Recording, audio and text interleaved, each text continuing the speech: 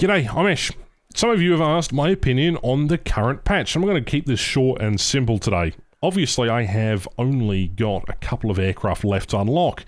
In fact, it is this, the F4E for Israel. Every other nation I have completed, and I've played around with some of the new stuff, and it's without its issues. It's a lot of the aircraft in this particular patch feel unfinished. And while some of them are great fun, a lot of them are just either secondary thoughts or just sort of passing by type of content. It's just there just to be a bit of filler. That is a shame, because it would have been nice to see more unique things, specifically when the 104 ASA doesn't have pulse Doppler working correctly, and the Chinese interceptor just doesn't have any form of missile retention. The F1 is basically missing a whole bunch of thrust and basically sits itself directly between a MiG-21 and a Phantom, but is really slow to accelerate. There's a copy-paste F-84, and yeah, I'm not digging the two other aircraft which were added for Germany, a MiG-23 and the Su-22. Granted, I have a lot of aircraft left to spade, but that'll come in due time. Eventually, we will do reviews on whole tiers and obviously do a bunch of sort of in-depth reviews on the aircraft at lower tiers. Obviously, I have a hell of a lot of aircraft actually spade and other vehicles too, but that doesn't necessarily matter. What would I give a rating of this patch out of 10? Well, the answer would simply be a 6. Not great, not bad.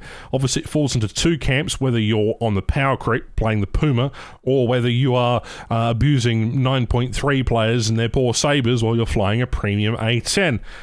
Granted, there are a lot of F5Cs flying around, and a lot of Chinese interceptors also trying to get a quick buck. So, you know, the ecosystem is slowly feeding itself.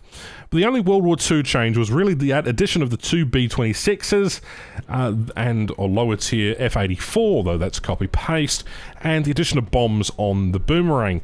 That's really it, and that's the Boomerang Mark II, an aircraft which they removed from the tech tree a while ago. And I just don't feel the current game state, at least for us aviation lovers, is in a real good place. Yes, it is fun playing the new 9.7 and the 10.0 jets. Yes, it kind of is fun flying around, but fun can only be limited time when you're smashing newer players who've only flown a jet for the first time, to the point where I actually asked the community how they felt about the new War Thunder update. 30% of you said no issues or minimal problems at all. 51% of you said you had minor issues with lag or stuttering, 14% said you had major issues with lag or graphics, and the other 5% issued statements relating to vehicle power creep and various other economy changes, which haven't happened yet, which is quite interesting. One of you said, I guess I'm one of the lucky ones. Overall opinion of the update is surprisingly good in the graphics department, albeit at the cost of at least 20 frames. And that is something that I have experienced as well. Really isn't of a patch that I would expect from Gaijin Entertainment, despite the fact that the overall patch was actually delayed by a couple of weeks, according to Smin. There really hasn't been any other development plans. We're coming up on April 1st. There is also a heap of speculation regarding that, what it will be. And there's probably going to be a build-a-thon or some sort of Build-A-Bear event where you have to craft parts like there is every year. So expect that to be a major controversy. Mind you, Pumas are running wild and A10s are running wild, so, you know, feast on things while you can, I suppose. Get what is good while the player count is higher, before everything starts to stabilize.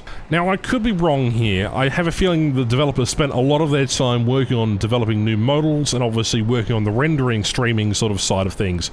Obviously, the graphics look fantastic when they work, and performance and stability is second-hand to obviously what has been shown. I don't understand how their videos look so much better and so much crisper than the rest of ours. Even us content creators are a little bit baffled at the quality that they can come out with. And even though I've got a 3070 and I've got a 5950X with 32GB of RAM, and I've got War Thunder and a couple of SSDs, this game's performance is negligible. I have less frame rate than I did before I started playing the current update, which is kind of interesting to me. And there's also micro stutters at the start of matches, and there's a whole heap of just interesting things. Now, I'd love to say that I know a lot about top-tier jets. Haven't a clue, haven't the foggiest, mate.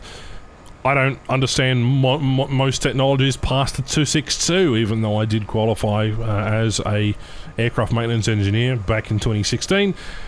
Essentially, I haven't touched the aviation industry since then, and that was airliners, not military aircraft, so looking at radar and homing systems, and it's just complete utter nightmare, especially when we're looking at 4.5 generation jets and generation 4 jets, you know?